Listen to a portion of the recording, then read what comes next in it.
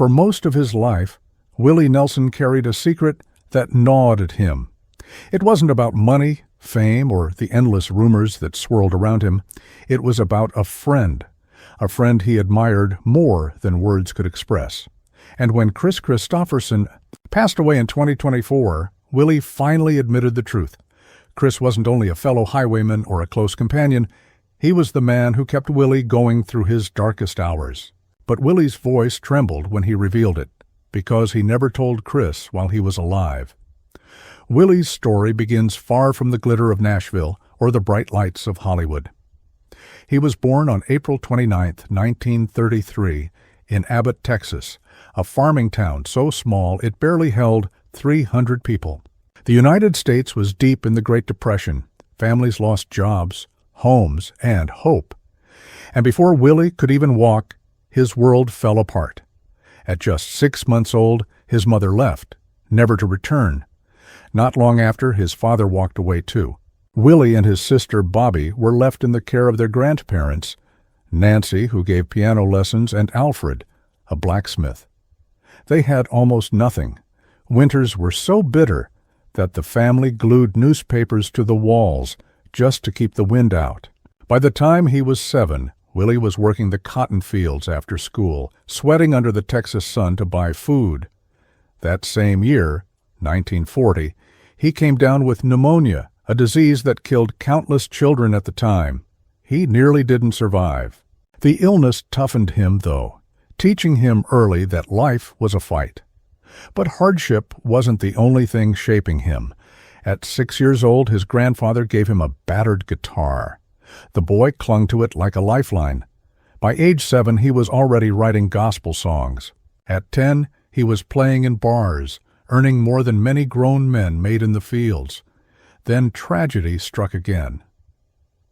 In 1939, Alfred, his beloved grandfather, died of pneumonia. For Willie, it was like losing the only father he had ever known. That grief hardened him. From then on, he vowed to live by his own rules. That spark of rebellion, the seed of the outlaw spirit, was planted right there. In 1950, at 17, Willie joined the U.S. Air Force. He wanted a steady path, a chance to serve. But after only 9 months, a severe back injury ended his military career. Broken in body and unsure of what came next, he turned back to the guitar. By the mid-1950s, he was hustling to make it. He worked as a radio DJ in Vancouver, Washington, spinning records at night and playing his own music whenever he could. In 1956, he scraped together the money to press his first single, No Place for Me. He sold 3,000 copies on his own, alongside autographed pictures for $1 each. But it wasn't enough. To survive, he sold Bibles, vacuum cleaners, even encyclopedias.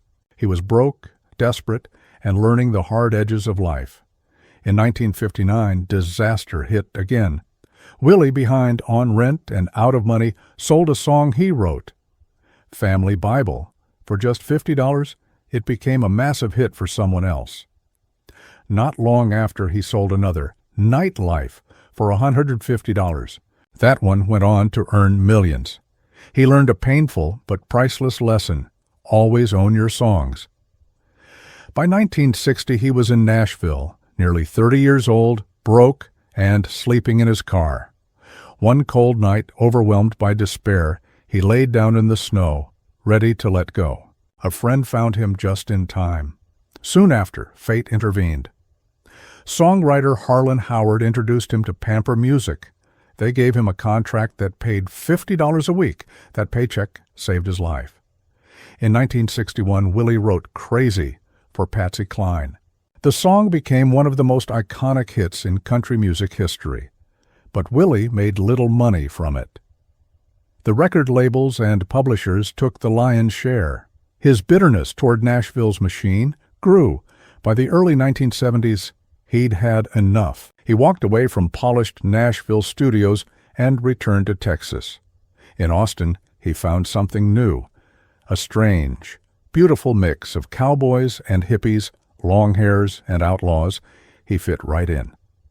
In 1973, holed up in a hotel bathroom, Willie scrawled lyrics on the back of a sanitary pad box.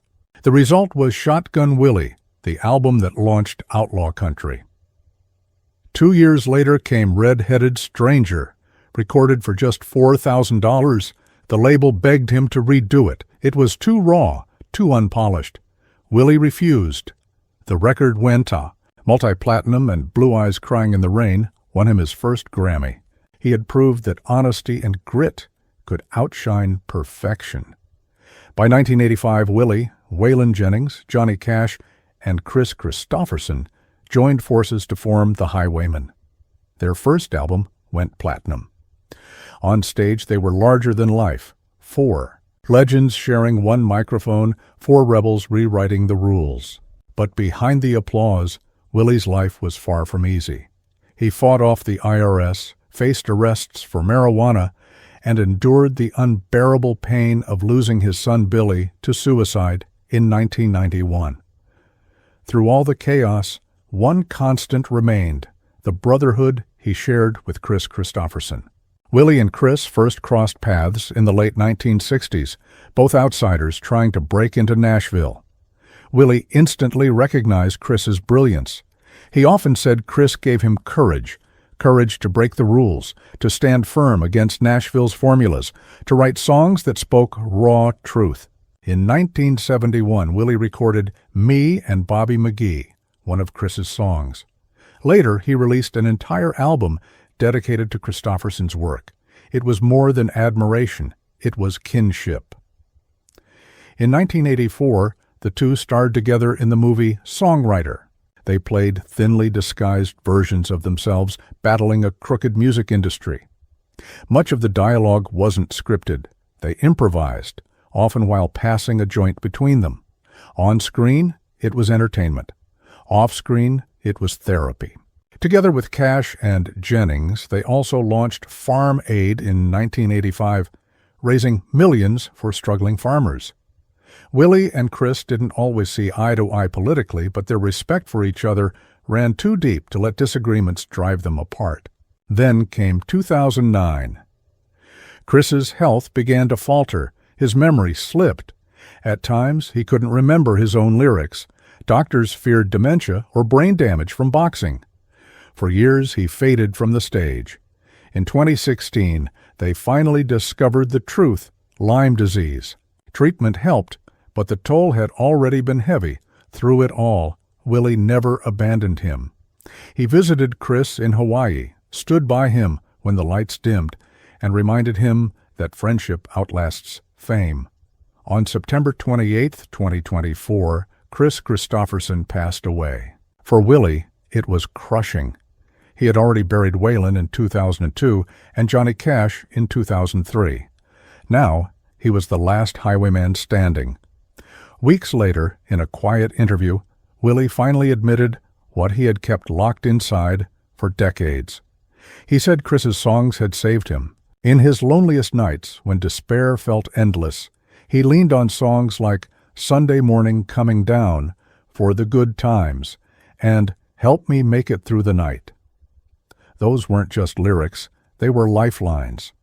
He was the greatest songwriter alive, Willie said, his voice thick with regret. Then came the words that revealed his deepest wound. I hated to lose him. That was a sad time.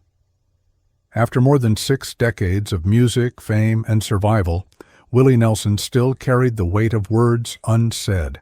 His confession wasn't only about Kris Kristofferson. It was about how fragile life is, how powerful music can be, and how deeply we regret the things we never say in time. Today, at 91, Willie Nelson keeps performing, keeps writing, and keeps living by the outlaw spirit that has defined him. But when he sings Kris's songs now, there's something new in his voice, a mixture of grief, gratitude, and love. Because even when spoken late, some truths still matter. For Willie Nelson, finally telling the world that Kris Kristofferson saved his life wasn't just an admission. It was a tribute.